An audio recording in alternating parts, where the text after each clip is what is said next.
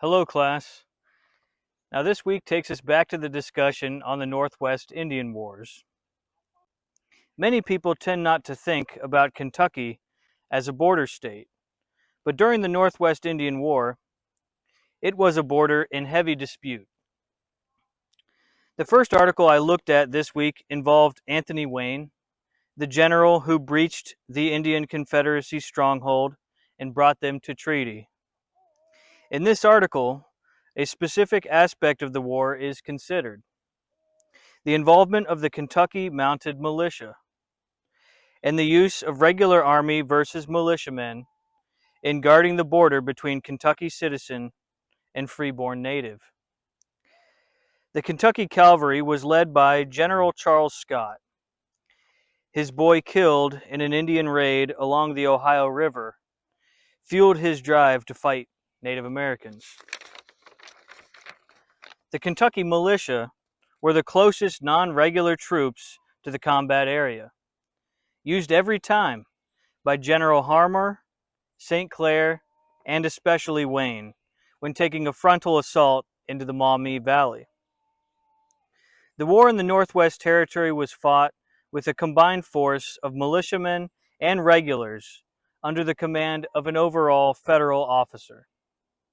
And here behind me are the graves of 6 Kentucky militiamen who served under General Adair and died outside this fort, Fort St. Clair, in hand-to-hand combat during an Indian raid led by War Chief Little Turtle in the year 1792.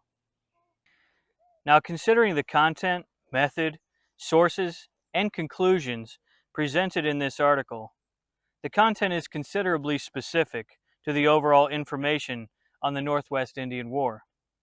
In method, the author's article gives the reason behind militia versus regular troops in the Northwest Indian War.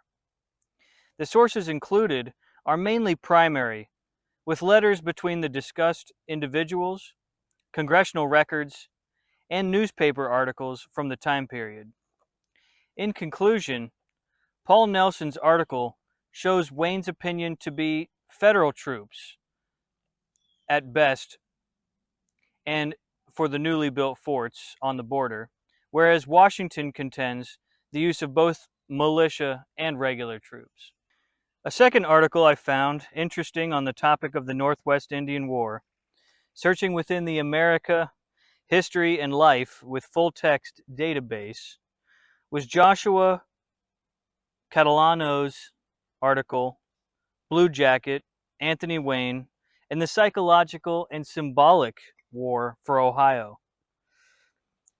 From the perspective of Miami people themselves, on the destruction caused to them and the loss of communal history through the Northwest Indian War, the source's content explains the psychological aspects of the war from the viewpoint of the Miami and Shawnee nations in the Ohio Territory.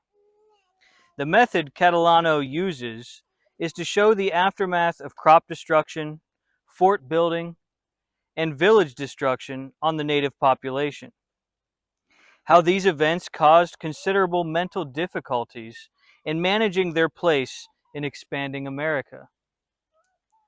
When explaining the war's psychological warfare, Catalano uses sources from military journals, archives, and secondary sources, including both books and articles. In conclusion, both Wayne and the native people are exposed and researched for their emotional responses to the changes in warfare, the victories and the losses in men, ground, and relationships. In a final article, I took a look at another obscure section of the Northwest Indian War through the research of David Edmond in Weas, Participation in the Northwest Indian Wars, 1790 to 1795. Now, the Weas are a branch of the Miami, who, along with the Crane Band, or Miami proper, as Edmond tells, continued their hostility towards settlement north of the Ohio River.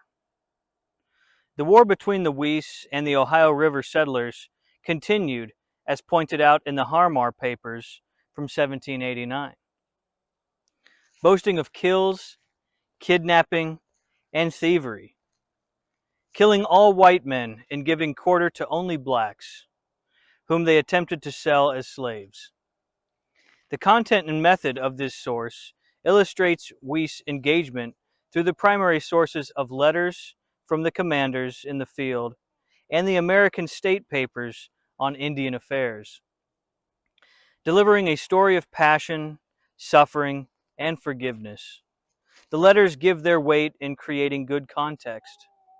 The story of the Indian War is told from the Weas and Miami perspective, which in this method or style brings a conclusion of solidarity as the Weas and other Miami, particularly after the Battle of Fallen Timbers, reluctantly and willingly signed for peace at the Treaty of Greenville.